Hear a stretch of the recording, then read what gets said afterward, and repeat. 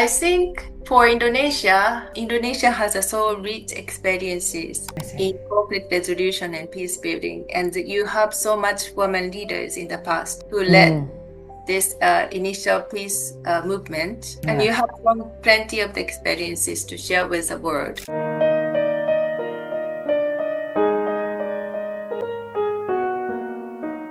Welcome to Vanita Naraya podcast with me, Kania Chita.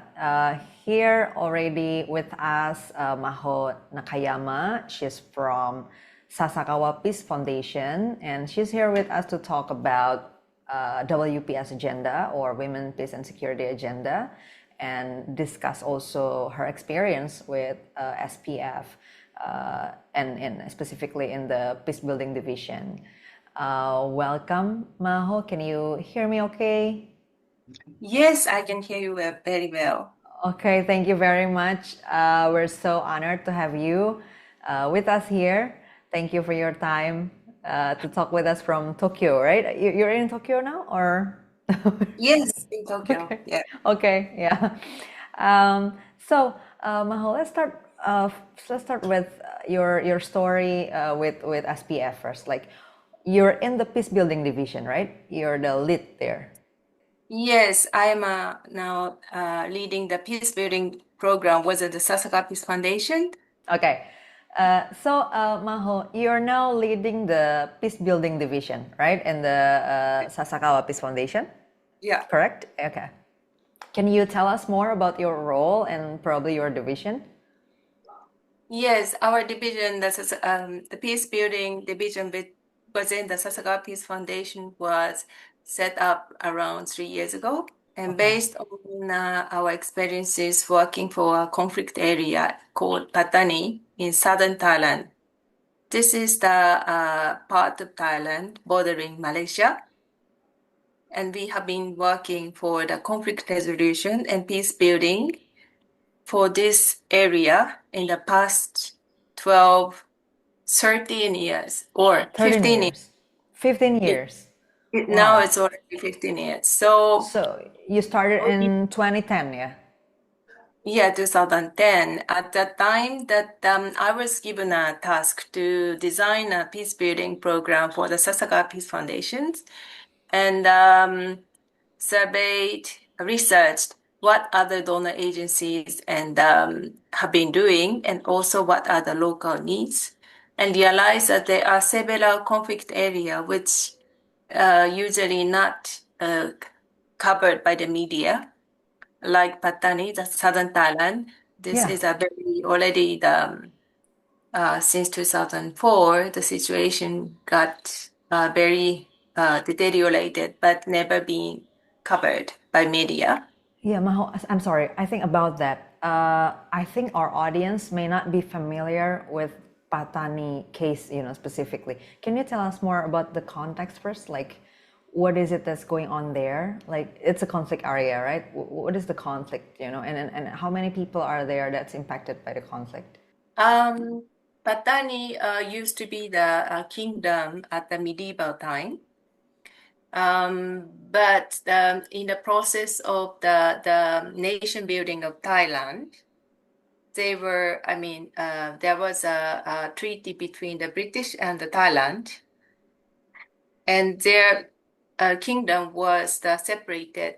Half of the kingdom, the population communities were incorporated in the modern Thai, and the other half in the south incorporated into Malaysia. And those communities who became a part of Thai, they were the ethnically Malay and Muslim Malay, but they become naturally the minority within the majority Buddhist Thai. Yeah. And in the process of nation building, they feel that they have been treated as second citizens and discriminated.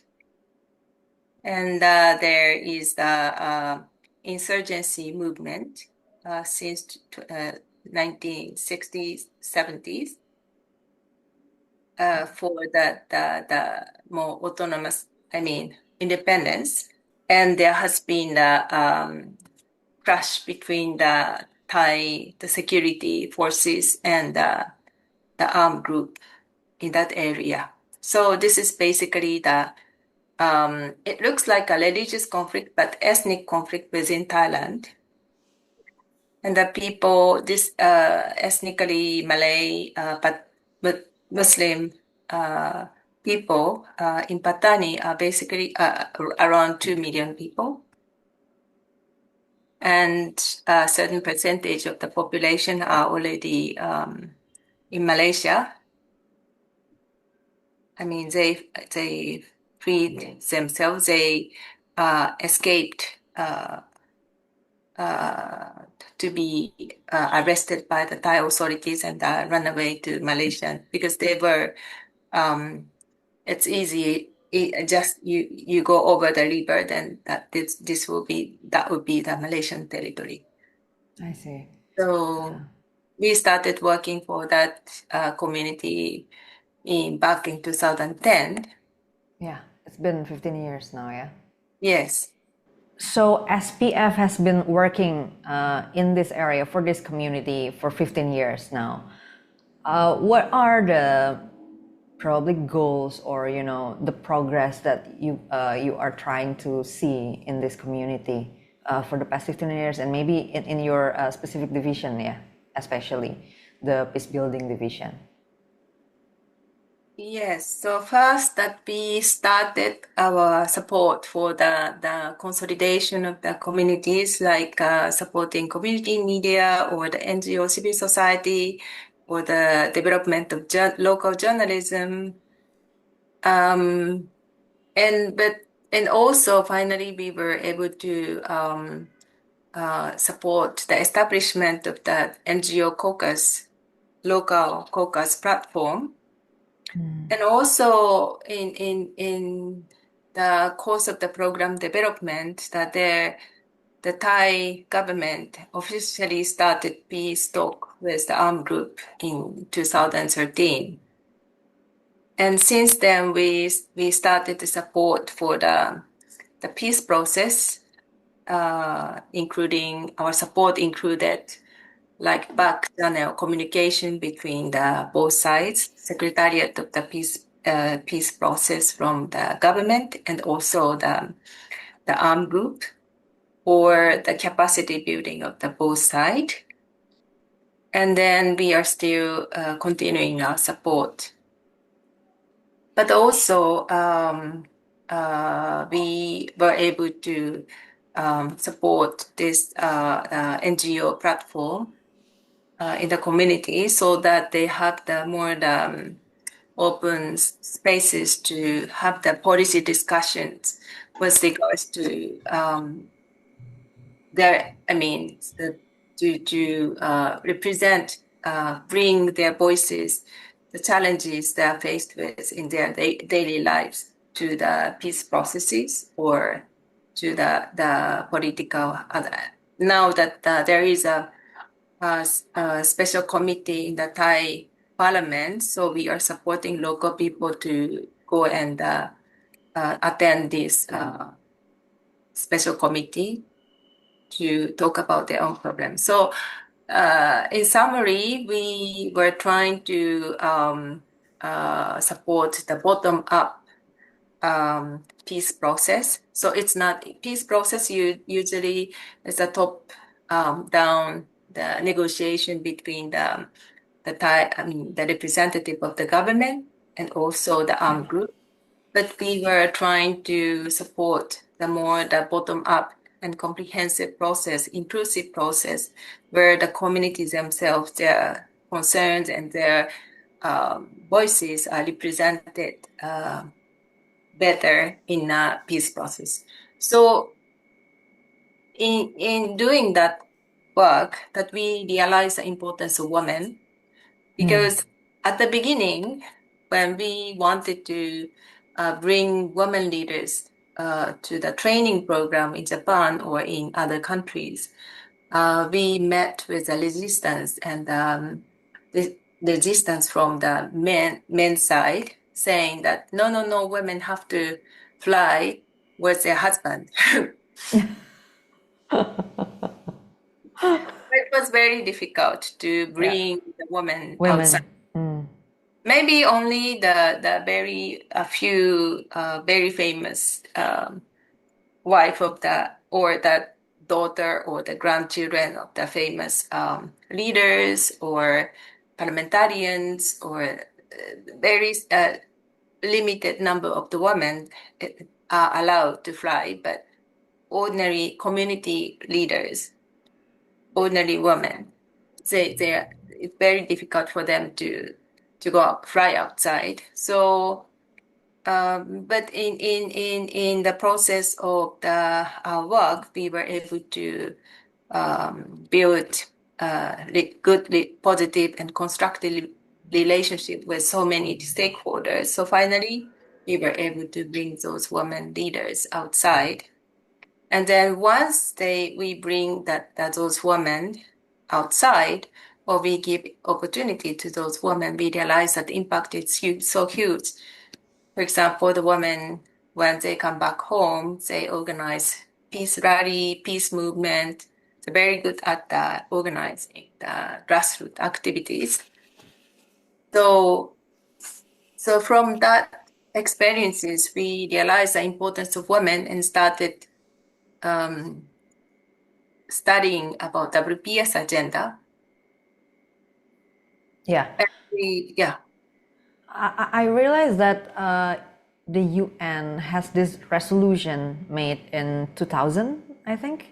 It was for the WPS agenda. It's for having more women participating in the peace and security field.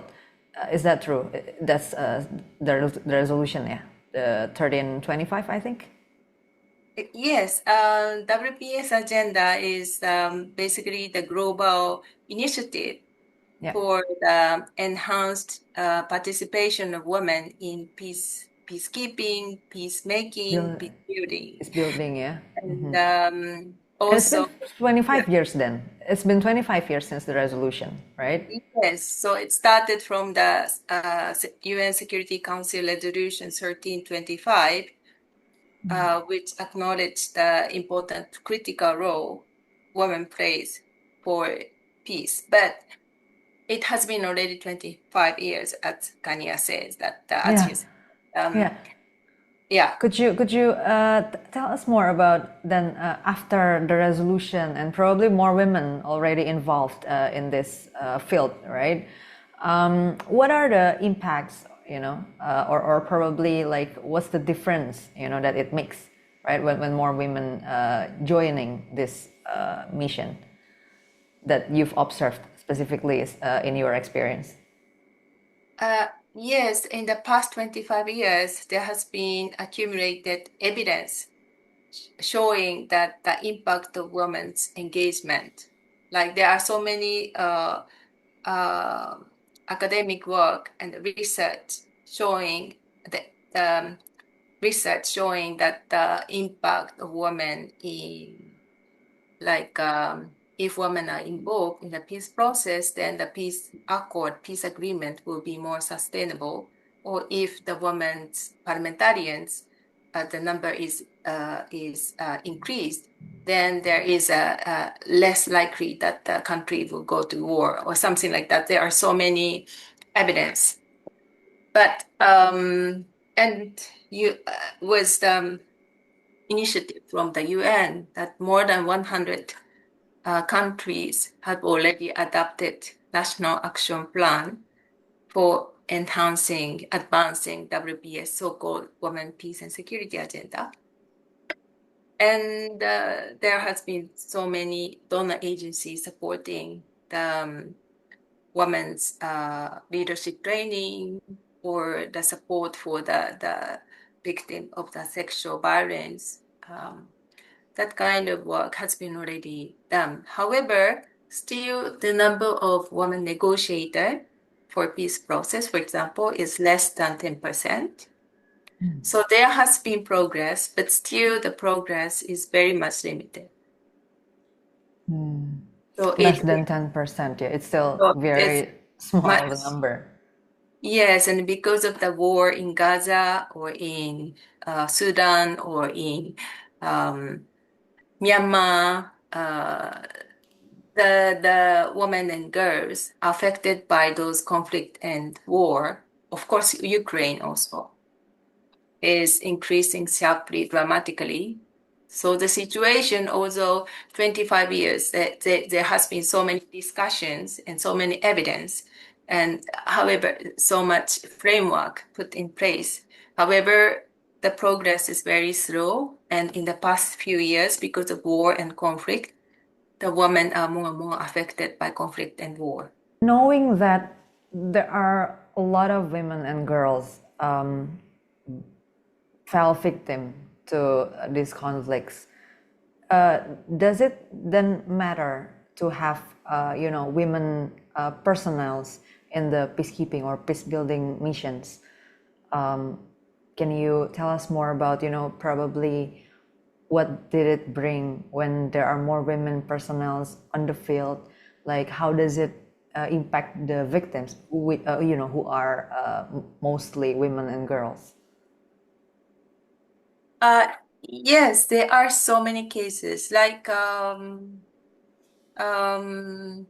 first, in the discussion on WPS, it is already discussed. It is discussed that if women are involved, they can bring the perspective of victims. They are closer to victim. Therefore, that they can bring the perspective of the victims. And also, if we have the woman's perspective, then that we can have the more balanced understanding of cost of war.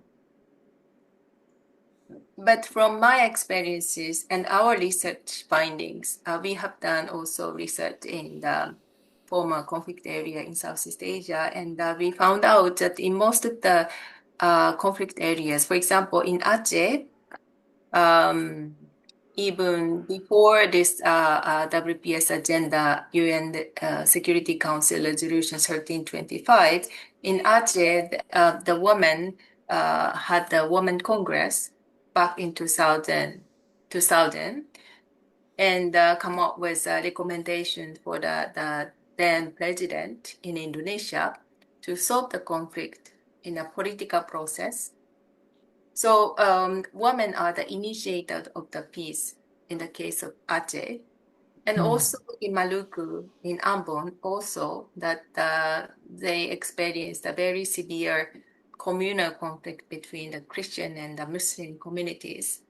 And it was women who facilitated the first initial conversations across the religious line to in shuttle diplomacy to say that the victims and also have the initial conversation for peace, stop the violence. However, these women are not called upon to the formal peace process.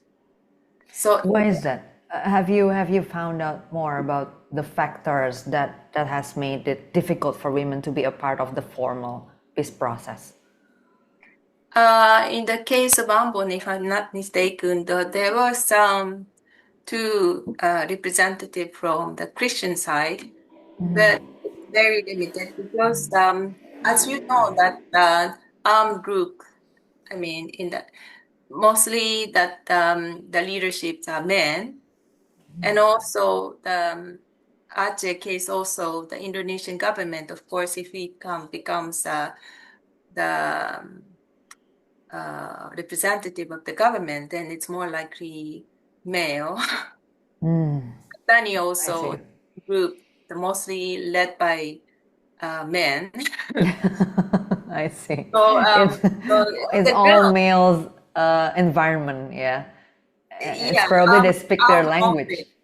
armed conflict Yeah, is mostly led by men, and yeah. also the government is also, it's not likely that you have so many women ministers or the political I see. figures who have the strong influence over the decision making. But there are cases like Mindanao,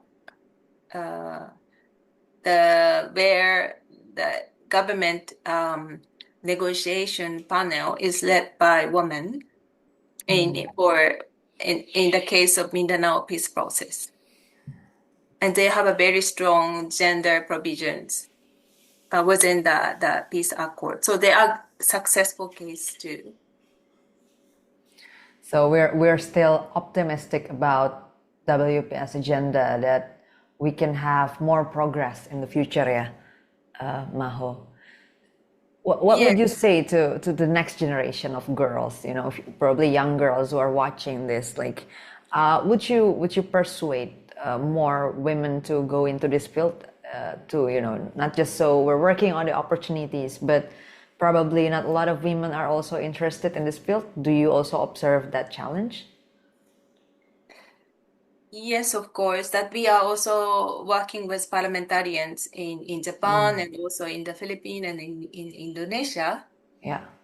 to support those women legislators interested in WPS agenda or the promotion of the gender equality. And I hope that there will be more women leaders and women legislators, parliamentarians in the future. But it's not only those the charismatic figures and leaders, but also women organizations. There are so many women organizations who played critical role in peace process. And these women are not like charismatic leaders, individual, but they have the very strong the understanding of what's happening on the ground.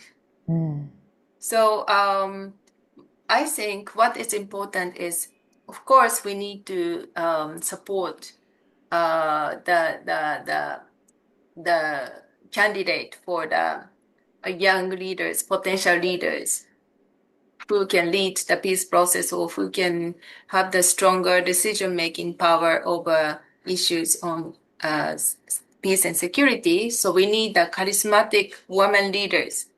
But it's not only that. The women are very much well networked in many parts, I mean. So we need to support that networking of the women at different level. It's not only the charismatic leader, but they have to listen to the community organizers, women organizers. And they also have to be well networked with the ibu-ibu on the ground. So you really need to design this framework of the collaboration of women at the different levels. And Different backgrounds, yeah. yes, in Various addition, we backgrounds. need men who understand the merit of the gender equality, and also for men. Like we had this research on WPS and masculinity with a finding that many men, majority of men in post-conflict area answered yes to the question that they want to see the future generation to have the different expectation for men. So although they want to be masculine, but they want to see the different kind of expectations for their generation to come. So men also, maybe because of this the expectation, social expectation, they have the difficulties and challenges. And in the post-conflict context or any other, not only in conflict area, but in social lives, they have to show a lot of the social expectation, which is too much for them. So if they accept the gender equality and have the flexible understanding about the gender role, then they can be, that can make their life easier. So maybe we need to have the men who have a different understanding and different new ways of seeing masculinity, basically, right? Yeah. Then it will be much easier for women to work for gender equality. Yeah. Do you have more things to discuss on this WPS agenda, Maho. From me, I think that's all the questions that I'm thinking of asking in this discussion today. I think we've already covered like the background, for this WPS agenda, and then what you've been doing with Sasakawa Peace Foundation, and also what matters. I noticed it's about how more women participation in the field has helped the field to progress and to have more effective process. Yeah, I think. Yes, I think for Indonesia, Indonesia has a so rich experiences I see. in conflict resolution and peace building, and you have so much women leaders in the past who led this initial peace movement, and you Yeah. have plenty of the experiences to share with the world. And also, I believe that Indonesia has a very critical role to play for the enhanced discussion on WPS agenda at global level, because WPS agenda has some kind of sometimes being criticized that it is the global north-centric, getting more Global North, initiated yeah. by global north countries Yeah. with very Western idea of gender equality. Yeah. But I understand that Indonesia, you have the strong women's movement, and also but different approach from Western global, Western. because you are less individualistic and you have more the stronger community network on the ground, women's network. So you have the role to bridge the Muslim countries working for the gender equality, and also the global north discussions. Yeah. And so in that sense, I really expect that Wanita Naraya Yeah. Yeah. will do a very important role We, to we certainly want that. Yeah. We certainly want to achieve that. to bring this discussion on WPS agenda to the different level, to different stakeholders. It has been already discussed so long amongst Yeah. the experts, but maybe we need to go beyond that very limited circle of experts. So I'm sure that Vanita Naraya will do a very important job in that. Yeah. Thank you very much, Maho. I take note at the end, it was very important to mention that Indonesia, in this case, a part of the global south, needs to have more representation in the field as well. Yeah, because I think so far you're right. It's probably so heavily biased towards the Western standards of gender empowerment or women participation in that sense. Which with more participation from the global south countries, which Indonesia being one of them, hopefully we enrich the global perspective on women participation and gender empowerment in general, yeah, beyond the WPS agenda. Thank you Yes, so much. Yeah, thank you so much, Maho, for coming to Vanita Naraya podcast. We're looking forward to have more of these discussions with more people, more experts and actors in the future. Probably you can also add, come here again for another episode sometime. Yes, thank you for having me. Thank you. For the audience who's watching this podcast, thank you so much, guys. I hope you enjoy our conversation. Please like and share this video, and also subscribe to our channel, Vanita Naraya. We're mostly discussing women in the social political discourses, which WPS agenda is one of them. That's what we've been discussing today. We'll be discuss more topics in the future. Please subscribe and turn on your notifications so you get updates on our new episodes. Bye.